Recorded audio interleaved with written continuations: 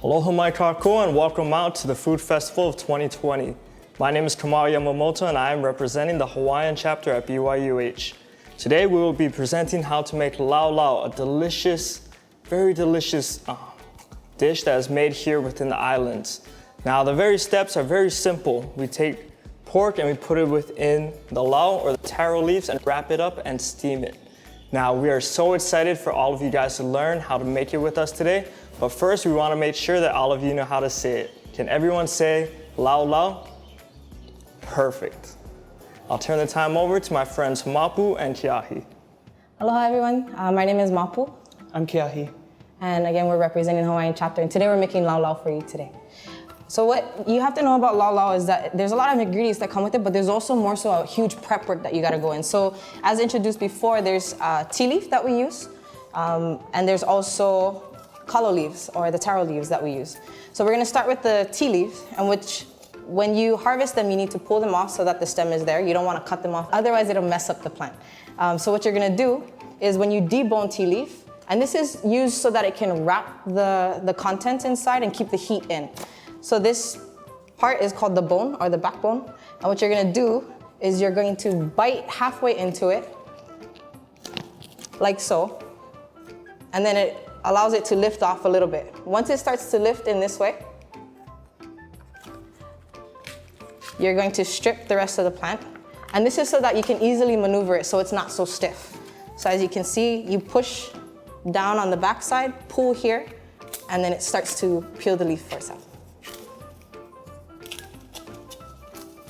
And you do that all the way down to the stem, and you don't want to rip this part off because this is what you'll use to actually wrap the laulau.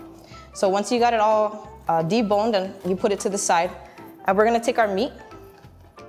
So usually you're gonna have about 3 to 4 1-inch pieces, and you're gonna add them into, so what you're gonna do is you're gonna grab the laulau and, or the luau leaves. Kiahi is actually gonna show us how to do so in just a little bit. So what you wanna do is you wanna look at these leaves, and you need to make sure that you're creating like a pocket and creating like a little thing for it to sit in. And so you wanna take the bigger leaves like this and sit the smaller leaves in and stagger them.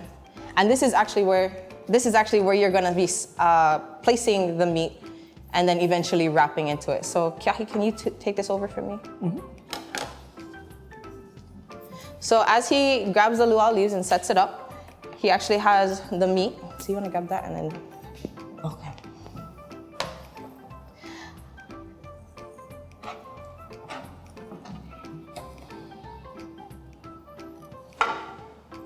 So you can actually use different types of salt here. So what we have here is the alaya sauce, the alai salt, sea salt, naturally from the waters of Hawaii.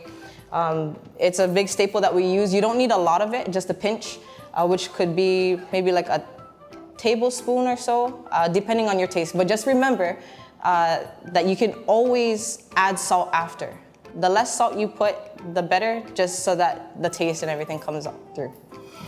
And so as you can see, Kiahi is adding in the meat. He's throwing in some salt over the top. And then you can use the Hawaiian salt, you can use garlic salt. It just depends on your flavor. Sometimes we add in what is called butterfish, and butterfish will actually add some more salt content. So you can add things in. It's just a matter of what is your taste and how much stuff do you want to eat and how far do you have to stretch it. And so Kiahi is going to show us how to wrap it. So what you're going to do is you're going to tuck, you're going to wrap it all the way around, and so that it creates this nice little bundle. And you will take actually foil. So you're gonna be wrapping it, and again, it depends on how much leaves you want in there. The more leaves you add, the more leaves you're gonna eat after. So if you really wanna be healthy, you can add extra leaves in there. Once you got it all wrapped, you're gonna take some foil. You're gonna place the luau leaf in the middle, and then you're gonna wrap it all together. This is so that it can trap the heat in that it'll cook, because on top of these leaves, or on top of these taro leaves, there's a lot of calcium fibers that if you eat it raw, it'll make your throat itchy. It'll have Actually, you shouldn't even touch your and touch your face. You will get really itchy if you touch this and it's uncooked. But just know that it'll go inside this wrap and it'll go into the pressure cooker. Once it cooks down, it'll cook out all the calcium if you cook it for long enough. We'll have it in the steamer for about an hour and a half, the pressure cooker. It depends on what device you're using, so you want to test it out. We suggest using the relative you don't necessarily like to try it out. Traditionally, instead of using foil, we actually do use the tea leaf. And so you would wrap the laulau up in the tea leaf with the stem right here that you left on. You rip it down just a little bit, and you use these to tie up the top after you wrap it. Just like that, and you use it to tie them. Just like that, over the top instead of the foil. Right now, as Mapu's making the next one, I want to talk a little bit about laulau and the significance of it culturally. The lau, the leaf that we use, comes from kalo or taro plant. We've got one for demonstration right now.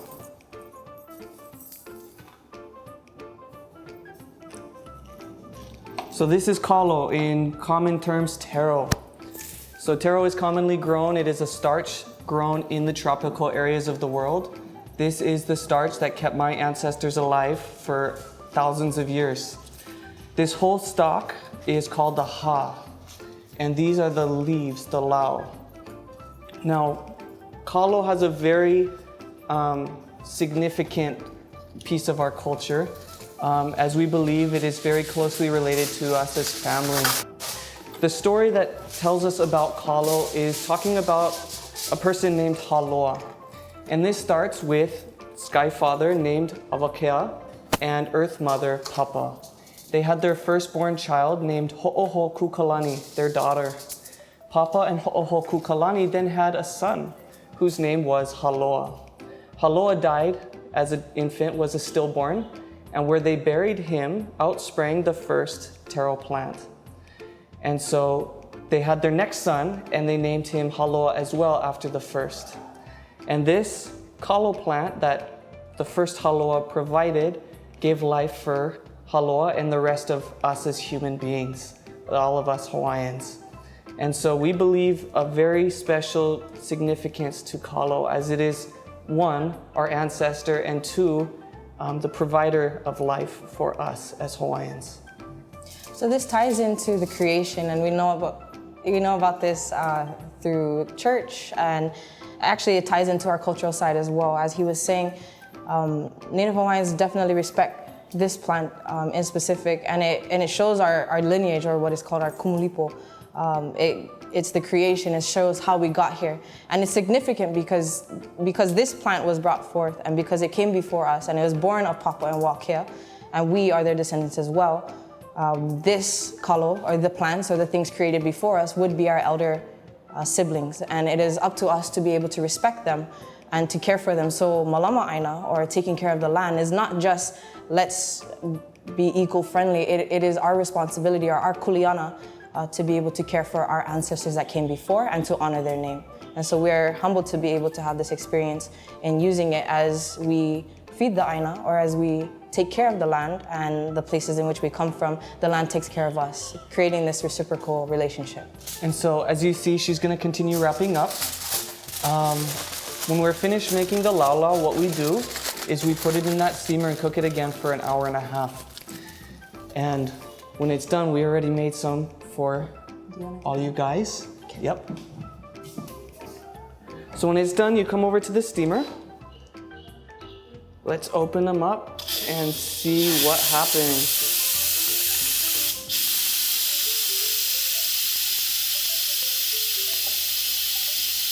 You need the tongs up. The tongs to take it out.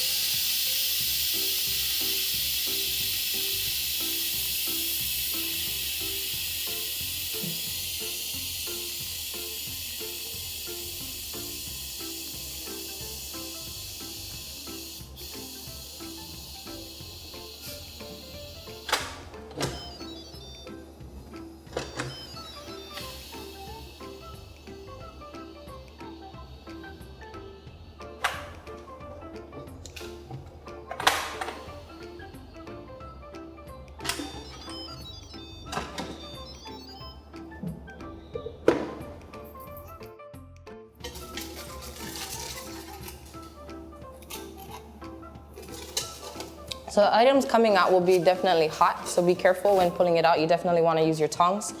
Again, it'll be cooking in the steamer for about an hour and a half. You want to let it sit 20 minutes after the hour and a half so that it can be able to cool down and release the pressure as so. And so we're just going to open this up for you. Again, it's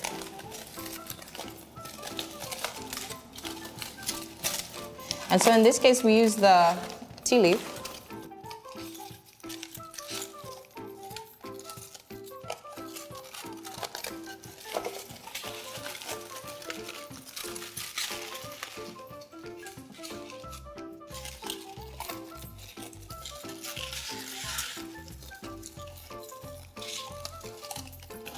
So this leaf on the outside is again the same leaf that we used to wrap it, and this is actually one that you do not eat.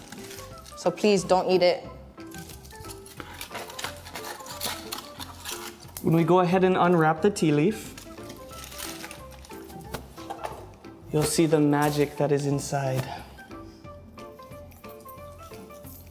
So here we go. You can kind of see the lao that was right there that we wrapped it up in. It's still very hot, so be very careful. But let's get this opened up and we'll be able to see.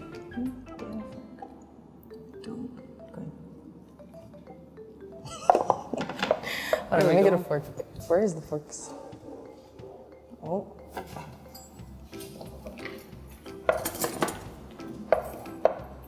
And so the meat in this inside will be all tender.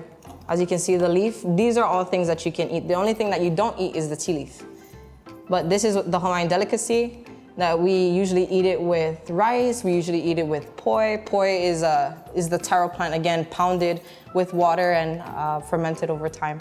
But this is definitely a delicacy. If you can have anyone make this for you, it's a complete honor to be a part of the process and also a part to indulge. So after being in the steamer for about an hour and a half, you can finally indulge and dig in. Let's do it. Make sure to get the greens, yeah? I don't like greens.